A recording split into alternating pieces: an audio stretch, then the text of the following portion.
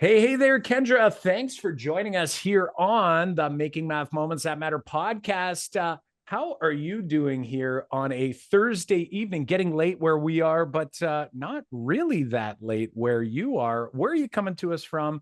Tell the audience a little bit about yourself. Yeah, I'm coming from Kelowna, British Columbia, and it is a little bit earlier out here. Sun is still shining, which is lovely. I work part-time as a classroom support teacher, part-time as an adjunct professor at the University of British Columbia, Okanagan campus. And I've also recently just started a blog, Mathematizing 24/7, to really share out the love and joy in mathematics. So I'm really Awesome. here and just talk about all things math. Awesome stuff. Kendra, tell us a little bit more about, sometimes I like to kind of go back and think about what spurred you into math education. Like give us a snapshot of like that journey of like coming from, I don't know, wherever that journey started for you, but like you got into math education or you got into education in general, but then something maybe turned if you were, a teacher and then focusing on math. Like what was it about, math?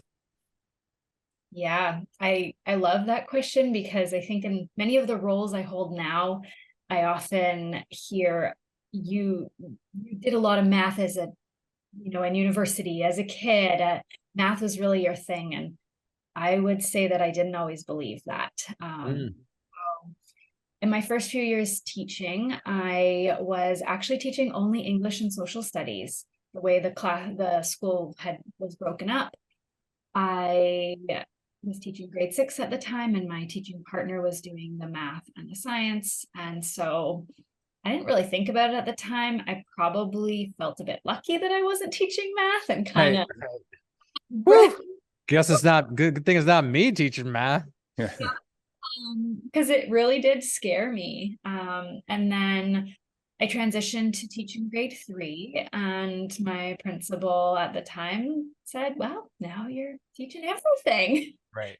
And I had a real moment of panic for sure. And that really sparked my journey. So I left that conversation thinking, okay, I haven't got literacy all figured out, but for sure I'd had some good practice with it at that point in my Mhm. career. And so the only thing I truly knew in that moment was I really wanted to bring the same joy that I'd been able Mm, to experience in literacy to math. And what I also knew was I didn't really have that as a child growing up. So I had some cool. real learning to do in that time. How on earth was I going to make math fun the way I had embodied that joy and living? Right. Right. That's really that Mm, was the arc. that's the And beginning. journey ever since, just Good. really deeper and deeper.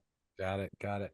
What would you say, like when you say like you wanted to bring the joy that you experienced in literacy and kids experience in literacy to math? Like what would you say like what was currently preventing the joy already being there? Hmm.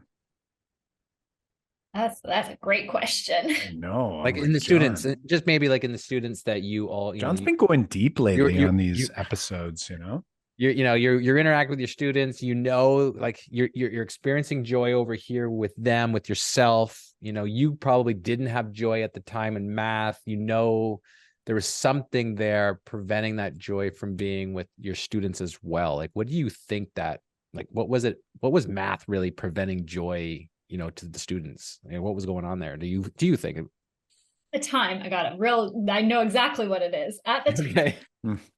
not now, but at the time, I felt that oral language was not really an important part of math. And so we'd been having such rich, interesting conversations with the children about their thinking, about their wonders, about their opinions, their creative ideas. There was just so much conversation. I love And it. the only thing that my math experience had not been conversational. And so Mm. Mm, I realized at the time that that was a really fun thing to bring up in a classroom. right. I started realizing what rich ideas the children bring. They can think about things like I was learning more from them probably than they were learning from me in the Sure. classroom, just by creating that space to really listen to their thinking. And I think, yeah, that was the missing piece for me in my time. I hadn't experienced oral language and math as a child. Well, we as humans are social creatures, right? And it's sort of, you know, what I'm envisioning in my mind when you had said like back then, because I think probably for everyone listening, maybe there's a handful of people listening out there that maybe didn't have the same experience, but for many of us, mathematics, what we were taught through the education system and through our parents and experiences around us was that math was a thing that had to be done. It was a thing that a skill that we had to develop, but it wasn't social.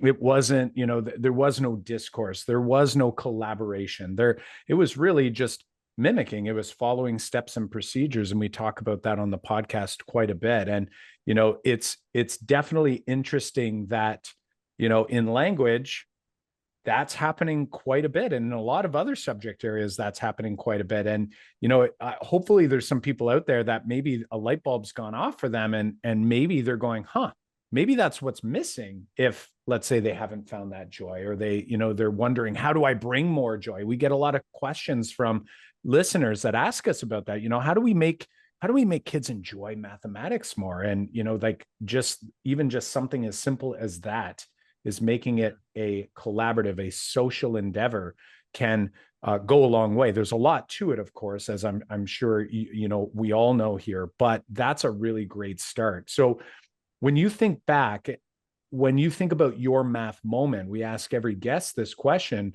what does that look like and sound like to you? I'm going to guess that it probably sounds like, maybe quiet, maybe some of the things I've described, but is there a moment that sort of stands out to you that pops into your mind when you think of your own experience as a math learner? I would say that quite quiet, quite follow the rules. Here's what you do. Here's how you do it. Get to the end. I think for me, my biggest math moment was just pushing through enough to get into teacher's education. I knew I wanted to be a teacher and I needed just to do the bare minimum math requirements to be successful through the hoop. Yeah. Right. For me, math was just a checklist, a societal access piece. I wanted to be a teacher. I needed to do what I needed to do, and I don't know if it was necessarily easy or hard. It was just do it. I did fail grade 11 math. I had to redo that. And I knew I needed to redo it just to get a good enough grade to get to where I wanted to go. So that would be my. Yeah, you were envisioning that math was just a roadblock in your way. I gotta push through this barrier just so I can get to where I really want to go. And math is preventing me from getting there. And that was like your math moment. That's what you're saying? Yeah. I think checklist, just check the box of math. Yeah. Right. Yeah. What did you think? Like, now that you've reflected on that and now that you're on a journey of trying to change that for your students, how do you bring that with you? How do you bring that moment with you? And how do you think it impacted what you're doing with students on a regular basis now? I think twofold. I think one big aspect from that moment is that I don't want students now to experience that. I don't want our children to view math as that gatekeeper for what they want to do and that just check the box to get through. And then the other piece to that is our family growing up played so many games. And so I think that like board games, card games, it was just such a part of our family culture. And so I think that was what complemented it, so that when I learned another side of joyous math in the education world, I was able to connect back to that experience. And so I think those two sort of experiences were necessary building blocks moving forward. And not that every family can or should or has to play games, but it just really helped me to develop my critical thinking and outside the box thinking when I wasn't necessarily accessing that. Got it. Yeah. Oh, I got it. Kendra, we want to make sure everyone here, and we said this in the introduction as well, but you are speaking at our fifth annual Make Math Moments virtual summit, which is coming up in November. And we're excited that you're presenting there. And I know that you're going to talk about a number of things, especially about how math is embedded in our world and how we can help our students, see that. Tell us a little bit more about that. Like, tell us more, like, how do you see how students can mathematize the world and make use of what's around us to actually strengthen their number sense? Yeah, I'm really excited to dive into that topic. I'm going to dive into primarily where math lives outside of the math block. We have such a precious math during the day carved out typically. And so I'm going to help us possibilize around where we can mathematize beyond however long we have scheduled within our day for that math time. And so one of the things I see in many of the classrooms that I'm fortunate enough to be in is a lot of soft start time. So welcoming the children with different activities in the classroom that give them a chance to be social and have a lot of choice and voice, and then transition into morning meeting with their class. And so I'm going to talk about how we can bring some mathematizing activities to some of the opportunities within that time and be really intentional about that. And I think that what that really does is it really opens up the ceiling for the children. It gives us this low floor entry point of, if we're doing math during, for example, a soft start, we're not as rigid about what we're actually doing or what we're asking for from the children. And so it can give us a chance to play more games and really develop that critical thinking in a way where the children don't even recognize they're doing math. We can notice and name it and help them build their confidence as mathematicians in that time, so that when the math block comes, they're already feeling good about it.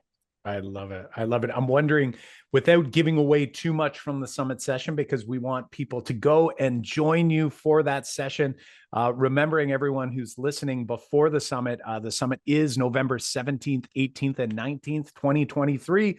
And if it's after that weekend, you can check out the replays inside the Make Math Moments Academy. What does that sound like? What does that look like and sound like? Do you have an example of maybe an activity? Maybe it's something that has happened recently, and you found was an opportunity for an educator to sort of mathematize some of that soft start time that you've described here. Yeah, one of my favorite examples often happens this time of year, and it's around using scales. And so putting out scales for children to explore with in the mornings and creating some provocations around that. It being fall, pumpkins are fabulous additions to those scales. So in our early and elementary classrooms, it's helping the children just make predictions and assumptions. Which one is weighing more? Which one is weighing less? Sometimes they'll put magnets with the pumpkins, and so how many magnets will equal one pumpkin? And so the children actually get into so many rich conversations. We've had a few of those ourselves, right, Kyle? Yes, exactly. Right. As soon as you said pumpkins and mathematizing, I'm picturing Pumpkin Time Bomb, where we'll put a link. We'll put a link. Yeah, we'll put a link for those who don't know Pumpkin Time Bomb. You got to check it out. It's definitely worth checking out. But I love the flexibility in the examples that you're sharing. So, taking something that might, maybe be season specific, right? Or like a theme that's going on in the classroom, and to be able to incorporate some of these other skills. What I'm envisioning in my mind as you're describing these things, I'm envisioning students talking, as you had mentioned, right? Having this math discourse, this collaboration time, that really this opportunity for students to actually engage and enjoy. So there's that joy piece, enjoy the math experience. And you had said a lot of times students don't even recognize they're doing math. One thing that I might recommend for those who are listening is be more explicit to kids every now and again too. Like, it's great when we kind of trick them into doing the math, but we also want them to recognize that you like math. Like, it's like taking those opportunities at times to say, look at, the smile on your face, look at like the logic you're showing, and look at, wow, look at that mathematician, this mathematician's thinking and how they're sharing that and all of those things. I love that idea. I'm wondering what, by taking this approach, and, you use the word intentionality or intention early on. Being intentional is so key. It's important during a math block, but you're saying about being intentional also in other parts of the day and other parts of the schedule, which I think is so key and so important. What would you say is like the biggest benefit that you have witnessed either yourself with students you've worked with, or maybe that you've seen other educators who are trying to implement these strategies?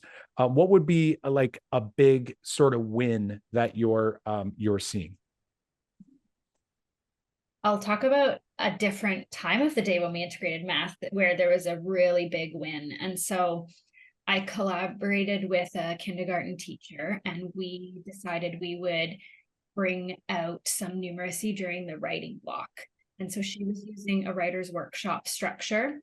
And so the lessons went on for an amount of time. I don't remember exactly how long, but it was a series of lessons. And so we read many math specific books, and also not math specific books, but where there might be connections to math to inspire some of the math writing. Mm-hmm. And the biggest win from that was some of the more emergent writers who weren't writing very much during writing block all of a sudden just flourished. They were writing all of these incredible math stories about how they went to the park and they had some balloons, and some balloons blew away, and this was how many they had left. And the children were not writing all that much, some of them before this, but then the story structure and the math actually engaged them so much that was their math thinking quite impressive. Their written output was also significantly growing. And we just had this big aha moment of what a neat opportunity to really bring to life both all those skills. I love that. Mm-hmm. That's such a key piece, because I remember myself as a student and not enjoying literacy as a student. Like, that was not enjoyable to me. I don't know if I enjoyed math, but it was quote unquote easy to me. Like it felt like I could do it and get it done, but it was still just something on the list to get done. But what you've kind of highlighted for me in that particular scenario is just this idea of allowing students to see that the different skills that we're learning, the different concepts that we're weaving in different blocks, they're all connected, right? Like, being a great writer, like, you could be a great math writer, you could be a great, a great, student who maybe you didn't think that you liked writing, but now you're enjoying it because it's incorporating something that you feel confident in, and vice versa, right? So bringing writing into the math block for students who maybe feel more confident in their writing skills, but maybe don't feel so confident in mathematics, just to give them something that allows them to feel a sense of confidence, maybe a sense of comfort. And that sounds like a massive, massive win. I'm wondering, for those who are listening, if they were, if you were to give them something like, I really want to try this, and you were like, what would you give them as maybe an idea, something that would give them just enough to get started where they don't feel overwhelmed doing this? Do you have any ideas? You gave already some great ones. You gave, around this theme of pumpkins. I don't know if this episode will be out before, before Halloween. So if not, too bad. But what might be a good, sort of starting point for someone who is looking to kind of be more intentional here, but they're not exactly sure where to begin? Mm-hmm. I think my biggest piece of advice was pick one area and start there. So I talked about sort of 2 key times within the day where we might be able to integrate math, but I would say just pick one time of the day. It could be gym class. It could be writing, it could be doing some more read alouds about math, but just pick one and then really deeply ask yourself those questions. Where does and where can the math live here? And I think not only asking ourselves those questions, ask the children. They know best. They will help you on that journey. Mm-hmm. And so I think that would be my advice, would be pick one spot, investigate it yourself, and alongside that, investigate it with the children, because that's when we truly learn and grow, is from each other. True. I love it. Kendra, what would you say, thinking about the, if you could leave one last thought with our listeners right now. So they've been listening for a little bit of time now, and now they've heard all of the nuggets that you've been sharing in the ideas. But if you could leave one last thought, one big takeaway that they could take away from this conversation, what would that be? I'm gonna say kind of 2 in 1. So I like that. Yeah, bonus. Say oral language and curiosity. And I think that, at the beginning, we started with how to bring joy to that math time. And one of the big takeaways from that was to engage in that oral conversation, bringing the social side of math to life. And then with that, if we are engaging in those conversations in that oral language, it gives us an opportunity to be curious. And so if we're thinking about integrating math beyond the math block, bring that lens of curiosity to both ourselves, the educators, as well as the children. Awesome. Love that. I love that. That's some great takeaways. A 2 for 1, which I love. Kendra, where can people find more information about you? We know you're going to be at the virtual summit, my friend. So summit.makemathmoments.com. Get in there for free. Make sure that you're checking it out and check out Kendra's session. But how about for those others who are looking to learn more about you, maybe get caught up with you, and maybe learn more about what you're up to in the whole mathematizing of the outside of the school block, or outside of the math block, I should say? You can find me on Instagram and on Facebook. On Instagram, it's at Mathematizing 24/7. And that 24/7 is quite sneaky, stands for or represents all day, every day. So thinking about math all of the time. And then you can find me at www.mathematizing247.com. Awesome. Yeah, we'll throw that in the show notes. We'll put a link to the summit in the show notes as well. Kendra, we want to thank you for taking some time out of your busy day and joining us here for our session on mathematizing and talking all things about bringing math into our classrooms in different ways. So thanks so much, and we look forward to seeing you live in a few weeks. Awesome. I'm excited to join you live. It'll be a great weekend. Awesome. Thanks so much. Have a great evening, and we'll see you soon. Thanks.